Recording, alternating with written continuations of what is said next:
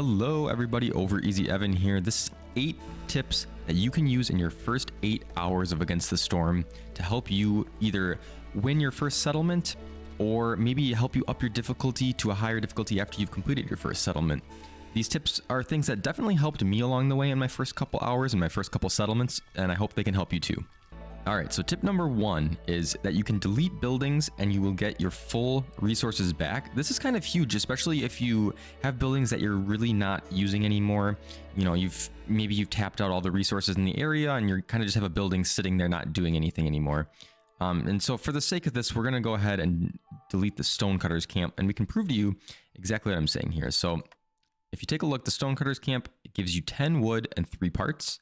If we go ahead and you can either click this button down here or click V to destroy, and you can see salvage materials, 10 wood and 3 parts.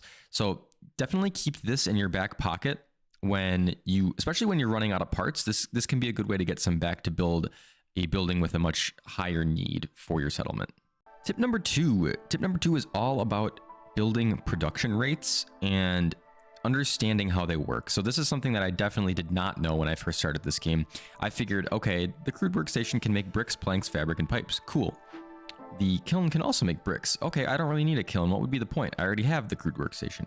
Well, you can see here, and it should be obvious. I didn't notice it at first, and I'm sure other people didn't as well. But each recipe that a building can produce has a star rating next to it. So you can see here that these have low star ratings, whereas something like the kiln has a 3-star coal recipe or a 1 filled-in star recipe for the bricks, and we can illustrate that here. So the crude workstation costs 6 clay or 6 stone to make 3 bricks, and that takes 56 seconds to do so.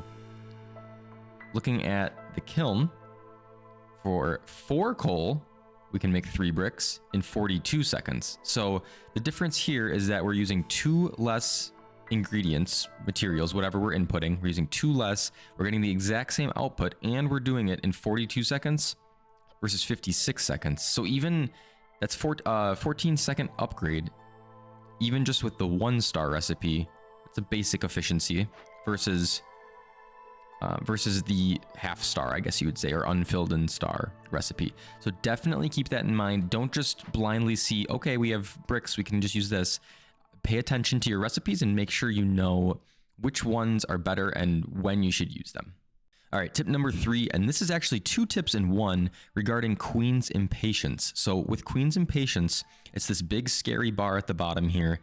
When you're a new player, for sure, you want this as low as possible because when you get to the end, you lose, of course, but it's scary, right? It's this big red scary bar. However, you can actually use Queen's Impatience in your favor, and it may say this in the tutorial, it may say this in documentation, but this is something that I definitely overlooked when I first started the game. So for every Queen's Impatience point that you have, it will actually lower the hostility, which is a main factor of the game that can help you, well, I guess help you lose. It can hurt you in your settlement. So you can see here, we have 2 points of Queen's Impatience. You can see 2.52, it'll round to the nearest, probably the lowest number actually, but you can see here we get minus 15 hostility for each Queen's Impatience point. That can actually be huge. If you can balance this out to hover around maybe 8 or 9 points, that can be quite a bit. I mean, that's minus 160, you know, minus 180. So that can be very, very good for you in managing your hostility. Another thing to keep in mind, and this is sort of tip number 2 for tip 3, is that when you are turning in orders, we have one ready to turn in here, your Queen's Impatience is going to go down by 1 point for every order you turn in. You can see every single one will be 1. And you want to make sure you have at least 1 full Queen's Impatience point. If you get an order really quick and you want to turn it in, maybe you really like the rewards that you have there and you want to get them right away. That's fine, but make sure that you have at least 1 full Queen's Impatience point so that you're getting the full value.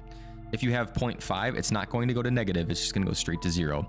So make sure you have at least 1, so then when you turn it in, you can see it'll go from 2.52, we'll drop the full point to 1.52. So yeah, make sure you do that. Make sure you focus on your Queen's Impatience and balance that versus your hostility as well.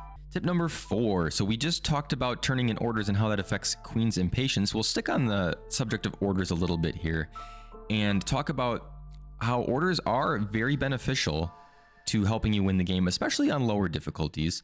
I've booted up a game here on veteran difficulty, and you need 14 reputation points to win. Remember, you gain 1 point for every order you turn in. You can see there's 10.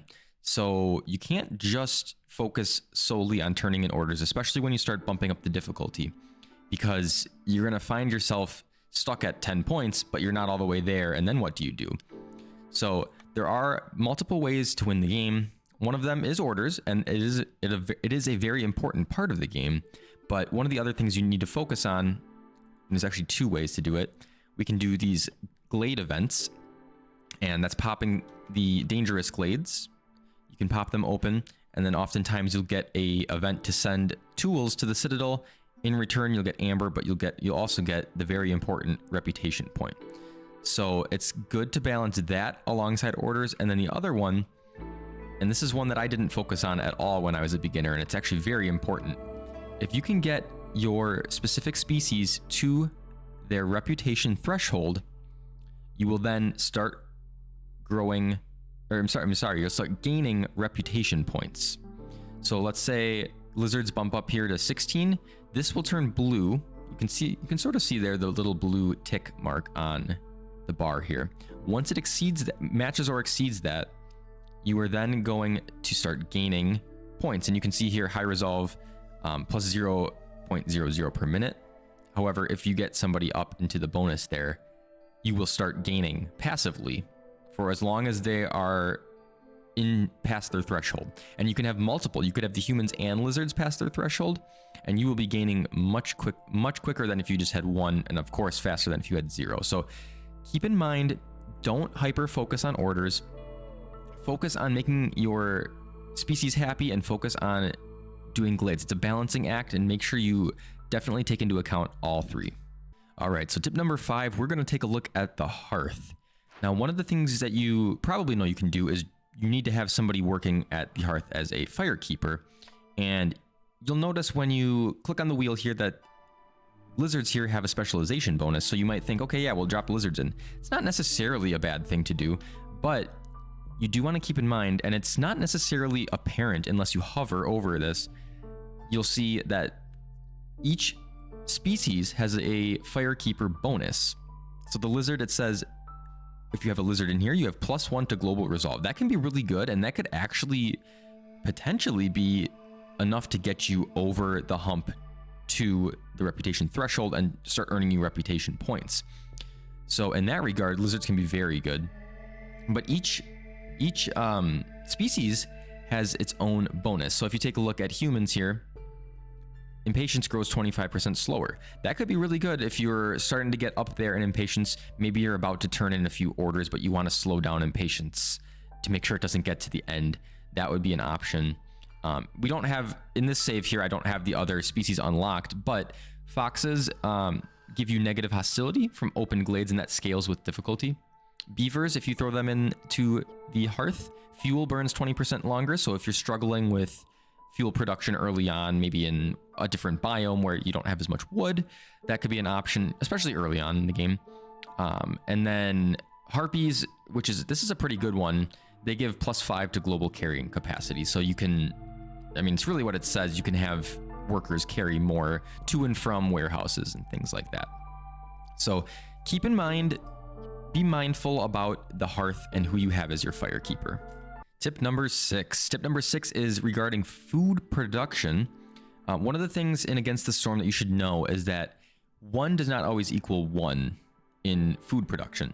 And it is almost always better to keep producing your food further if you can. Because, and I can illustrate it here, for instance, if we look at jerky production, specifically we'll look at the smokehouse.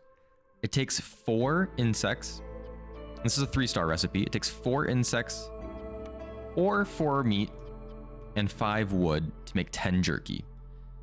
We'll ignore the wood for this case just to make it a little bit less complicated. But 4 insects makes 10 jerky. Okay, so that multiplies your food source a little bit, up to 10. then you can turn around and make skewers. We'll stick with the three-star recipe. You can use 2 jerky and 3 vegetables, roots, eggs, whatever, to make 10 skewers. So if we go back, we made 10 jerky from, I believe it was 4 bugs, 4 insects, and now we can make 50 skewers from the jerky we just made. Plus, of course, we would have to add 15 vegetables, roots, eggs, but those are fairly easy to come by for the most part. So you can really start to multiply your food fast. And another tip I guess we can add on here is make sure you look at the complex foods that your species enjoy. So lizards, if we did that skewer production line, lizards would be feasting. They would be enjoying it. So make sure you look at producing complex foods as fast as you can. It's definitely a good way to get your people happy in your settlement, and it's a good way to make food production taken care of early on. All right, so tip number 7 and actually 8 are both glade related. We're gonna start with tip number 7, and that is that you should try your best to target dangerous glades when possible. And the reason why, even though they're scary, they have this big scary logo on them, like it says in the description, it does contain a threat, but it contains plenty of rewards. And the rewards you get are usually worth the risk. So for instance, I opened up a glade here, and you can see we have 3 different options here. This one I already did, actually. It was sending some resources to cleanse this totem, or maybe it was destroying it, actually. So we've got rewards there. We also have this cache, which we talked about earlier. You can help win the game with, or you can get really good resources here. A lot of coats, coal, some tablets, which are very expensive and can get you some good amber. And really, you're just using 30 sea marrow or 30 stone. That's not much at all. And then finally, we have the option to just get a clothier. We can salvage it or rebuild it. So that's a lot of reward for a little bit of risk, and we'll talk about the risk. Unfortunately, I already completed this event, but there is usually a small risk event. Oftentimes, you can just completely bypass it by completing the event in a time limit. There's usually two ways that it happens. It's either there is a event that goes on, a negative modifier, until you clear this, or if you don't clear it in time, there will be a negative modifier. But usually you can get around it pretty easily, especially at low levels. And then the second thing that is a slight risk about opening glades, and you can see here, are hostility. So when you open a dangerous glade, you gain 20 hostility. When you open a small glade, you gain 10 hostility. The reason I think that popping open dangerous glades is more beneficial is the rewards you get compared to a small glade are significantly better. Small glades often give you, a couple resource nodes, maybe some farmland, and it's not a bad thing. Sometimes you just need to expand. Like maybe I just need to get some space here or here down here. Maybe you need to work your way to another dangerous glade. That's fine. And opening small glades isn't a bad thing, but I think you should try and keep those to a minimum and then open a few dangerous glades where you can, because really the hostility difference isn't that much. It's 10 more. I mean, that's 1/10 of a level, and the negative modifiers you get really are manageable. So that's tip number 7. Make sure you work towards dangerous glades. Don't be scared of them. They give you really good rewards. And then tip number 8, the last tip, we said it would be a glade tip again, and it is. And that is, uncovering glades is good, but do it with care. Again, especially as you start to get to higher difficulties. Although it is only 20 and 10, if you just start popping glades left and right, willy-nilly, without any care in the world, it's going to start to add up. And that is hostility that you cannot bring down. So like villagers, if you need to, you can get rid of villagers. There's a way to get rid of villagers, send them away. Woodcutters, you can take woodcutters off. Hearths, you can build another hearth, and Queen's Impatience, you can let that build up. So those are ways that you can manually lower your hostility. The top 3 here, years, of course, you can't do much about, but opening glades, once you open them, you're stuck with that hostility. And if you have 8 or 9 small glades open, that's 90 hostility. You're pretty much automatically up to the next level. So popping glades open is usually required pretty much to increase your space and to get some of these good events. However, just be careful in popping too many glades all at once.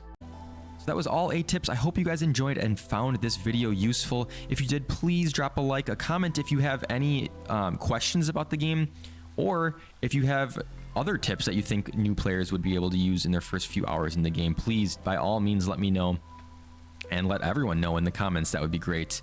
That's going to be all for now for this tips video. Thank you all for watching, and I will see you later. Goodbye.